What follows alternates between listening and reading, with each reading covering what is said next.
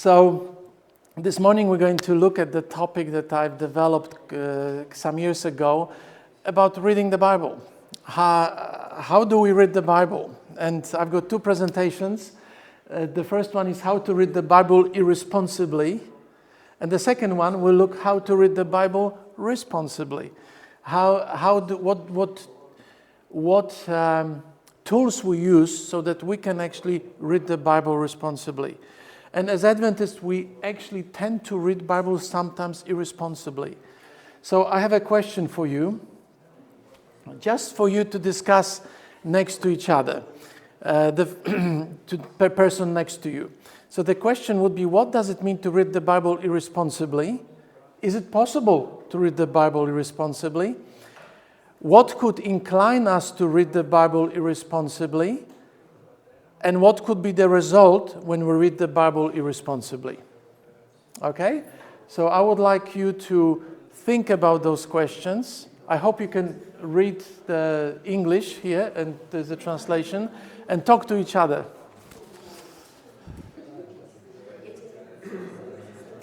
All right, okay.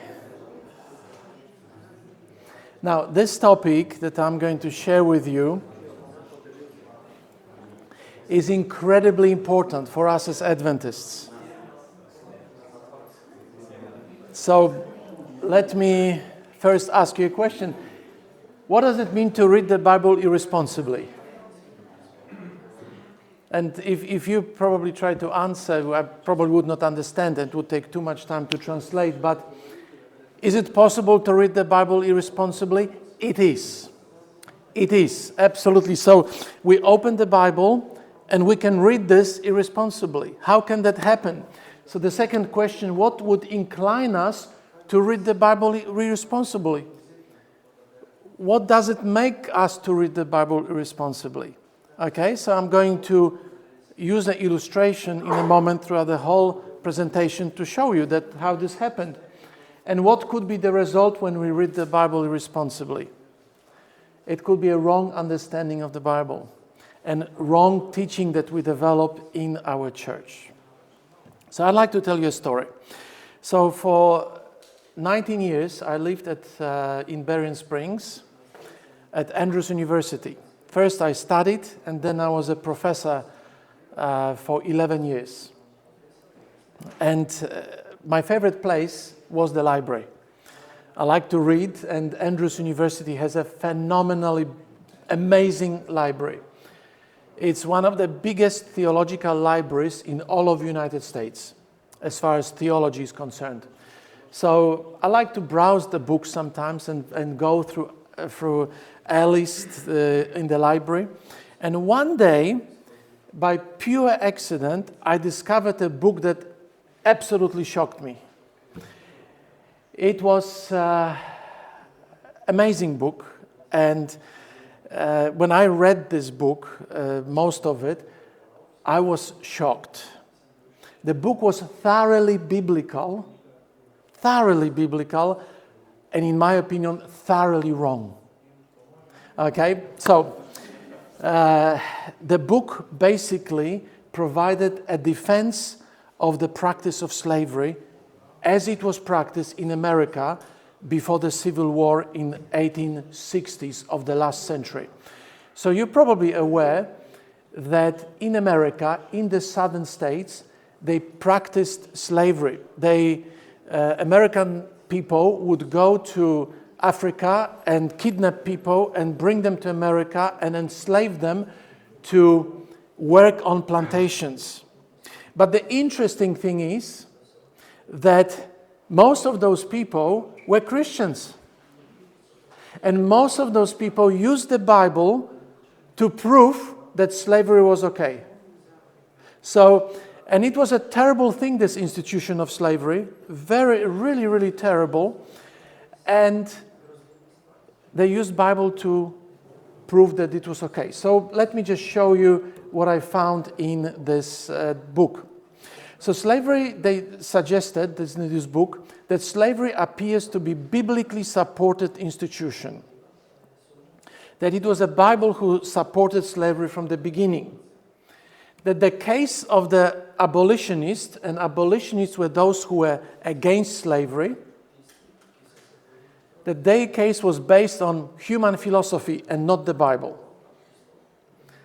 And third, the fact that we do not have slavery today, it was because of cultural trends rather than the Bible. So I will show you a few quotes from first the Bible, how they used the Bible to support their position, and how the theologians, those who studied the theology, supported the institution of slavery. So here's John Thornwell, a famous Presbyterian minister. He wrote in 1861, "Opposition to slavery has never been the offspring of the Bible." And you can just translate the basics of the text. So what you see in this text here is that Christianity was those who defended slavery, and atheists were those who were against slavery. What were the biblical texts that they used to support slavery? So first of all, they were talking about Abraham, who owned slaves and never was condemned in the Bible for owning slaves. Then in Ten Commandments, if you read them in Hebrew, you will find that Ten Commandments, especially the fourth, talks about the rest for the slaves. And 10th forbids somebody coveting someone's slave. So a Jewish rabbi by the name Raphael, in 1861, he also was pro-slavery. He wrote this. You can read it if you can read English, and Pastor will translate.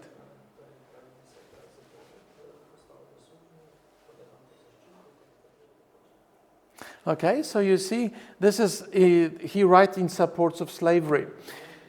They used Leviticus chapter 25, which speaks about how to treat slaves. We're not going to translate all of this, but you can see that in Old Testament, slavery was not forbidden, it was regulated.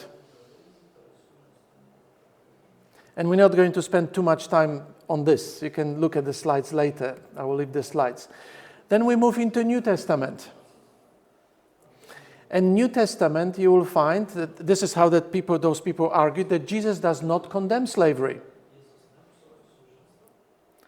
In Matthew chapter 8 and verse 9, the centurion is not condemned for having a slave.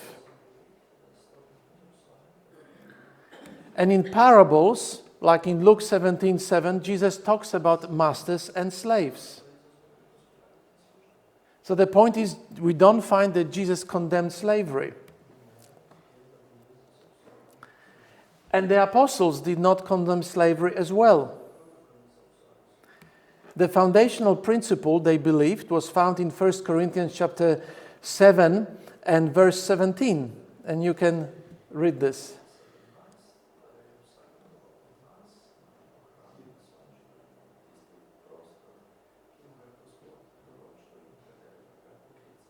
So principle was, if somebody was master, should remain master. If somebody was slave, they should remain slave.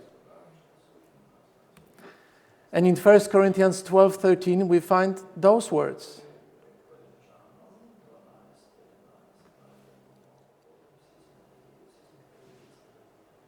So they were talking about, they believed that this verse is talking about spiritual equality, that we all can access heaven, but we, the social classes, should stay the same.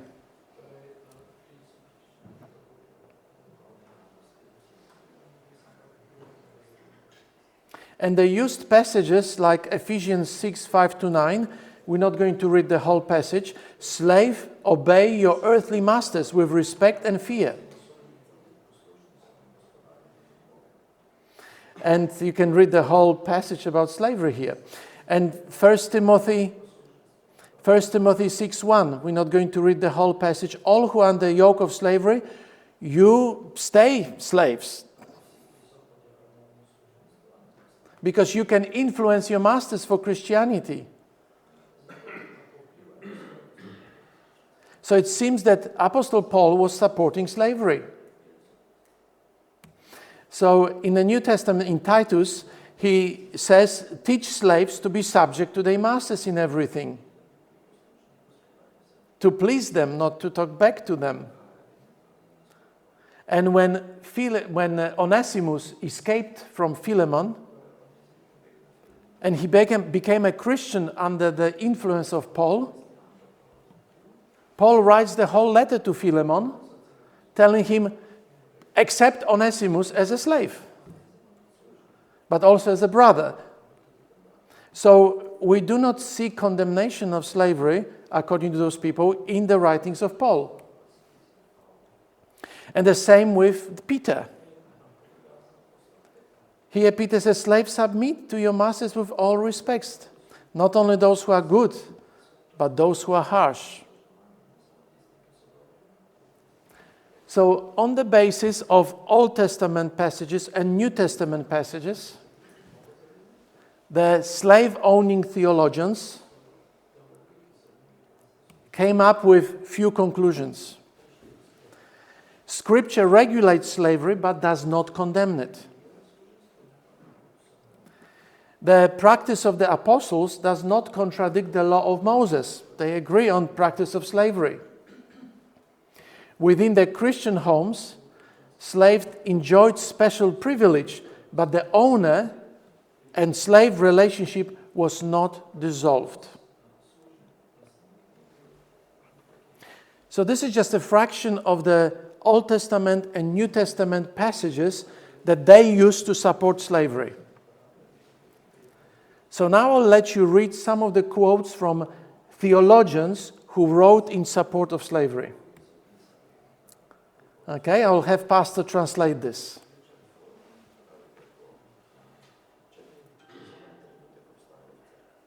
So you see, this is a Baptist minister who is defending slavery on the basis of the Bible. Here is an Episcopal minister who is doing the same.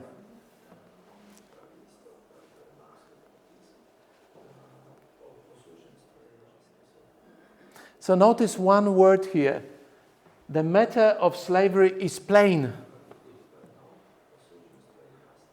So you open the Bible, read it, and it's there. So it was clear for him that the slavery is Bible supports slavery. Another famous American theologian, Charles Hodge, wrote those things. You can translate this, Pastor. So you see, this is pretty strong. If abolitionists, those who are against slavery, are right, then Jesus is wrong. Okay? Another Christian thinker wrote this. Okay, so you can see that they're going to use the Bible argument to push the northern state and show them that they teach against the Bible. A couple of more quotes, okay? Not too many more. John Bell Robinson, okay? If you can translate this. You see, so once again we have a word plain. You open your Bible, and it's there, and you accept it and believe it. Okay? And those who do not accept the plain teaching should not be in gospel ministry. You see how complicated this is? He thinks he's right. I have a little movie clip, about 1 minute movie clip. I hope it will work. Let's see if it works. If it doesn't, I'll have to choose. Maybe we can hear this on. We should have tested this, but let's see. And that servant, which knew his Lord's will,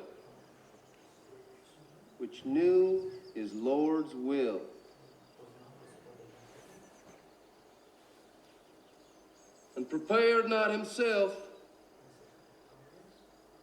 prepared, not himself. Neither did according to his will, shall be beaten with many stripes. Did you hear that? Stripes. That nigga that don't obey his Lord, that's his master, do you see? That there nigga shall be beaten with many stripes. Now many signifies a great many. 40, 100, 150 lashes.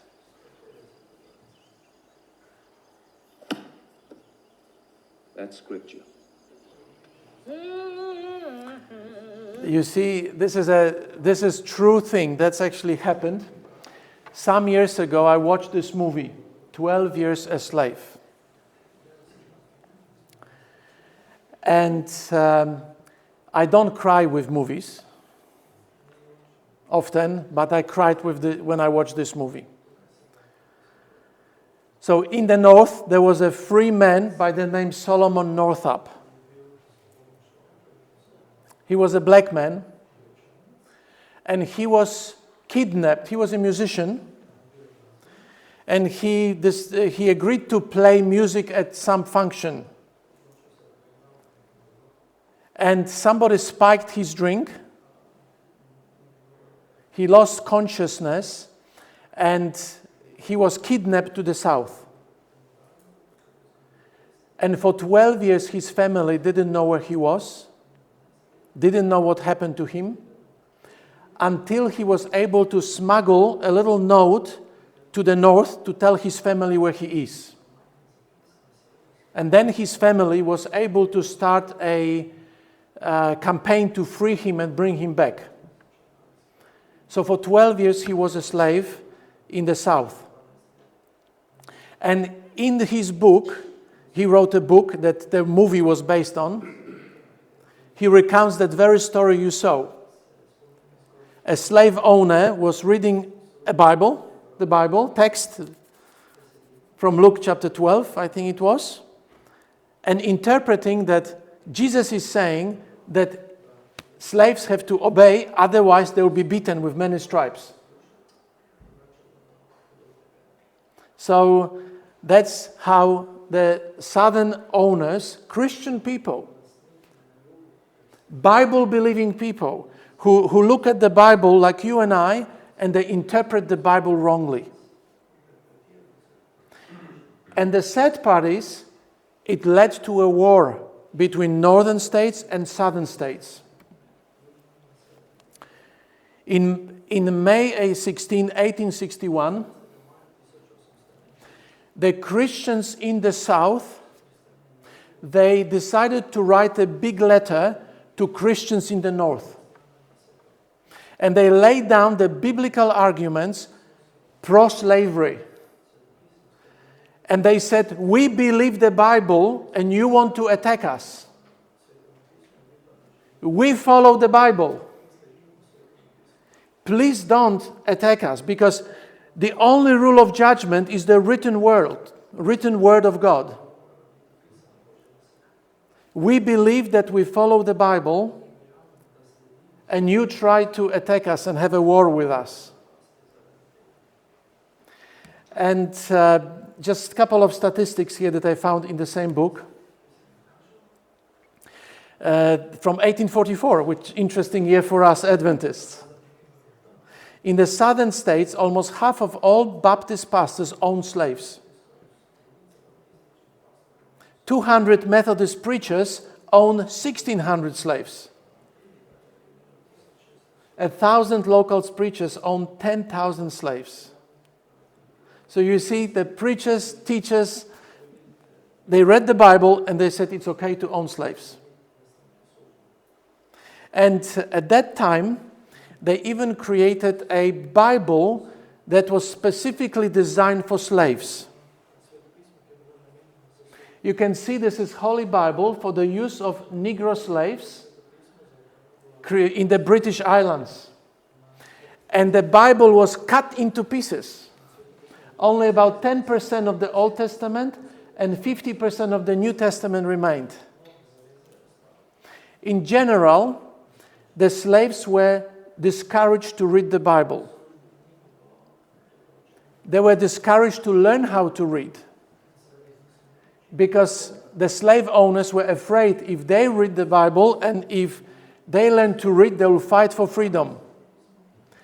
So the slave owners wanted to give their interpretation of the Bible to the slaves, so that slaves would not rebel. So slave-owning Bible readers were convinced that slavery was designed by God, that slavery was essential for the survival of the society, that abolitionism, those who tried to abolish slavery, followed cultural trends, not the Bible. So, how does this happen? Why did this happen? Does the Bible really support slavery? Do we have this? So what's happening? So I would like to show you a couple of things. The slave owners interpreted the Bible in one way, and those who were against slavery, they interpret the Bible in the other way. Okay, there are two different ways of interpreting the Bible. So let me show you this. Let me show you this. So pro-slavery interpretation. Or maybe before we go ahead, okay? Before we go ahead, let me do a little exercise with you. And you have to think. It's Sunday morning, I know. You'll have to think. I would like you to turn to your neighbor and discuss this question. If you met a slave owner theologian, or somebody who used the Bible to support slavery, what Bible arguments would you use to oppose slavery? Okay, talk about this. All right, that's it. You're ready to be back? Okay, so now I can walk. I don't have to be stuck to the microphone. Didn't work anyway. Does the Bible support slavery? Yes or no? Really? But I just presented a lot of arguments. It does. Does Bible support slavery? Okay. If I was a slave owner and I believed in the Bible, what would you tell me? What arguments would you use to tell me that slavery is wrong? Galatians 3:28. Galatians 3:28. But it doesn't speak about, that's not a slave free, okay? All right. Okay, Galatians 3:28. What else? Yes? First Moses 26 to 28. What's that? First Moses, Genesis. Oh, Genesis 1 and 2, right? That Genesis, we all, yes. First book of Moses. Yeah. Yes, Genesis 1 and 2. Yes, very good. What else would you say? Yes? Jezus je na jedno podobno vprašanje odgovoril tako. V začetku ni bilo tako. Amen. Okay, I got half of it. Similar question to that, Jesus answered, it was not like this in the beginning. Very good. Excellent. Yes, anybody else? Anybody else? Free will. Free will? Yes. Okay. Good. Yes, anybody else? You haven't given me the most important one yet. Something about Jesus. Jesus, remember Jesus speaking in Nazareth? What did he say? Luke 4. Yes, Luke 4. Yes. What did Jesus say? I came to free the oppressed. Okay. You see? So what is happening? Okay. Tell me what is happening. We've got the same Bible, and I read the Bible and I see something different than the owners saw in the Bible. We're reading the same Bible, and we come up with different messages.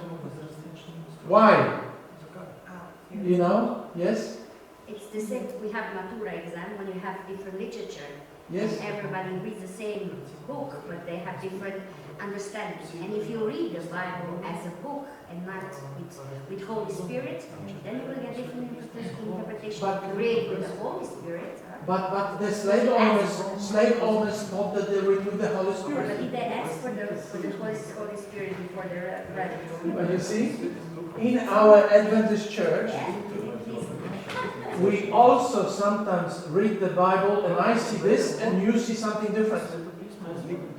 We read just some passages, not the whole Bible. When we said, you see here it's written that, and then we don't read the whole context. Very good. Yes. Just one word, and we stick to it. Exactly, and this is why the slaves were discouraged. The owners didn't want slaves to learn how to read. Because they felt that if slaves read the Bible, they will discover other passages that speak against slavery. So the slaves were given the slave owner's interpretation. Okay? So, let me show you how this works. Thank you. Okay, now, two different ways of just simplifying the matter here. Two different ways of reading the Bible. And here's the first one, okay? I call it two different ways of reading the Bible. One is pro-slavery interpretation, and this is anti-slavery interpretation. Two different ways of reading the Bible. This one would say God is the author of the Bible. This is pro-slavery. Slavery is divine institution, and they use some passages that God established slavery. God never condemned slavery. And patriarchs, they owned slaves, they were never condemned. Slavery was permitted in Israel. Jesus never condemned slavery and used slaves as illustration in his parables. And the apostles wrote extensively about slavery, but never condemned this. All right. Okay, it's all right. Good. Okay, so this is the hermeneutic or interpretation of the Bible that they used. And now this is the southern states of America. And this is a northern states of America. This is what you gave me in your answers. Humans are created in the image of God. Genesis 1 and 2. Okay? Galatians 3:28. You said Galatians 3:28. Isaiah 56, let the oppressed go free. Isaiah 61, freedom to the oppressed. In 1 Corinthians 7:21, if you can gain freedom, do so. And in Deuteronomy 5, remember that you were slaves, but God made you free. And the golden rule, don't do to others as others, you don't want others do to you, and so on. What is the difference between this interpretation and this interpretation? What is the difference? Okay? There is a significant difference, okay? So I called it a static interpretation or plain or literalistic. You just take one verse and run with it. And this one is a dynamic interpretation. Hermeneutic means interpretation. You search for principles. And my question is, he is a person looking at the Bible. And he chooses either this interpretation or this way of reading the Bible. So I have a question for you. When you open the Bible and read the Bible, what makes you choose this or this? It's Very simple? Yeah. On the left side, you have idea or your will or some what you want to follow, and then you search arguments for confirming. Yes. On the right side, you go what the Bible says. Very good. Okay. Okay. Anybody else? When you open the Bible, why would you go here or here? But if we were in society of slavery, we would probably... Yes. Very good. Okay. Excellent answers. So, this is very good. Okay. So let me just show you this. Okay. Each one of us, when we open the Bibles, can I have your Bible again? Okay. Hold it. When I open the Bible, I never read the Bible plainly. I've got glasses. Okay? So every one of you has glasses. Even if you don't wear glasses, you have glasses. All right? This is what you bring into the reading of the Bible. If you didn't have those glasses, you will not understand what's in the Bible. You will not be able to read what it's in there and understand it. But when you have words in the Bible, you bring your understanding into those words. Like, for example, a word love. If you read the word love in your Bibles, you think immediately what it means. So you bring meaning into the word that you read. Like in English, there's only one word, love. And I don't know about Slovenian, but in Greek there are 3 words that explain the word love. There's word phileo, which is brotherly love. There's a word agape, which is the love that God gives us and we should love one another. And there's a word eros, which is a sexual love. So in Greek you have 3 words, in English you have 1. But when I look at the word love, I bring my glasses here into this. So we open the Bible with we read the Bible with already something in here. Okay? And there's nothing wrong with it, but sometimes it is.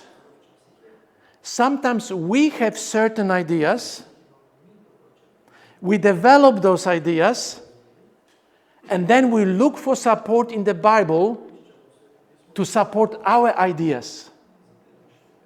You see what's happening here? Very often in our church disputes, we look into the Bible to support ideas that we already have, rather than learn from the Scripture ideas that God wants to teach us. Okay, where do those ideas come from? We have a certain worldview that we approach the Scripture with. And this worldview comes from our sinful nature. It comes from our upbringing. So if my parents or a pastor in the church when I was growing up taught certain things, they get into here, and then we read the Bible with those ideas. We're trying to support our ideas by reading of the Bible. It's our character plays into this. It is our personality, culture. So when I go to Africa or the Pacific Islands, they read the Bible differently than I do. You see, they bring their culture and education. So I told you yesterday that I grew up in Poland. And by the age of 19, I read the Bible through. And I never remember reading the passages about slavery. I read the Bible, but I didn't see the passages about slavery like I showed you before. For me, this was not my world view. You see, when I was going to school in Poland, it was a communist school. We were under influence of the Russians, like you were here in this part of the world. But despite being communists, when I was learning history in high school, American history, the atheist teachers taught me that slavery was wrong. Not on the basis of the Bible. I don't know what they were basing it on. But they told me what was happening in America was wrong, that we all equal. You know, communism taught equality, right? Everybody is equal. So there's no, although it didn't prove right. But they taught me in school slavery is wrong. I've never seen a black person until I was 18. I was surrounded by my Slavic brothers and sisters, Polish brothers, or Polish people. Everybody looks like me, different hair, a little bit maybe, but we all look the same. We don't have different skin. We didn't have slaves in Poland. So when I read passages about slaves, I skipped them. I never had a sermon on slavery in Poland when I was growing up. They were irrelevant to me. But the situation in American slave-owning states was different. The children were growing up surrounded by slaves. I think you mentioned this. They grew up with nannies that were black. The cooks were black. The cleaners were black. The plantation owners were black. When those children went to church, they heard from the pulpit that God instituted slavery. The whole economy of the southern states was based on slavery. You take the slavery out, economy collapses. So when they realized that the North was trying to get rid of slavery, their livelihood was at stake. And they felt that if they are attacked, they were Christians, they need to use the Bible to defend their point of view. And that's why one of the big wars in America happened. By some estimation, 1 million people lost their lives in civil war. And all because of reading of the Bible. You see the issue? 1 million people plus more died because of different interpretation of the Bible. This was a war of the Bible thing. Okay? So the key issue is our worldview. We all grow up with a certain worldview. And this is why we do Bible studies in our church when we bring people to Adventism. We want to change their worldview from one worldview into biblical worldview. But sometimes we don't get it right. You know, in our Adventist world, we also have arguments about interpretation. So I was a member of Theology for Ordination Study Committee that 12 years ago. I was teaching at Andrews at the time, and our church was arguing about ordination of women. And we met 4 times, 100 scholars from all around the world. And we face identical situation. Some of us read the Bible here, from this perspective. And the others read the Bible from this perspective. And we couldn't agree. You see the problem? Sometimes we tend to use the Bible to support our point of view It's nothing wrong with having this. We all have this. But this has to be purified by the Holy Spirit. As we read the Bible, we need to ask the Holy Spirit to purify our presuppositions. To purify our understanding, purify our minds, so that we learn from the Bible rather than reading into the Bible. Because very often we find in the Bible what we want to find in the Bible. You can support any position reading the Bible and Ellen White. But God is calling us to approach the Scripture carefully. Very carefully. Because we may interpret the Scripture irresponsibly if we're not careful. And you know, in America, in general, when America began, everybody was here. But eventually, most people switched to this. And today there's no slavery in America, although lately I'm hearing voices that some would like to go back to slavery. Under current government in America, there's a right wing. They would like to go back. It's a wrong thing. But this is what happened. And very often in our church discussions, we fight between two different ways of interpreting the Scripture. And we need to ask God to teach us how to interpret the Scripture rightly. Now, you perhaps want to ask a question, what about our pioneers? Where did they stand, the Adventist pioneers? Where did they stand on the issue? They lived in America. How did they read the Bible? This is one article from Advent Review and Sabbath Herald. And it was published in 1861. And the question is, do the Bible, or how we read the Bible regarding slavery?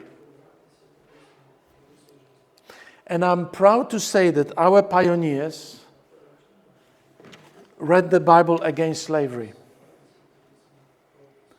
And this is one of the passages in that article. There's neither, you can read this.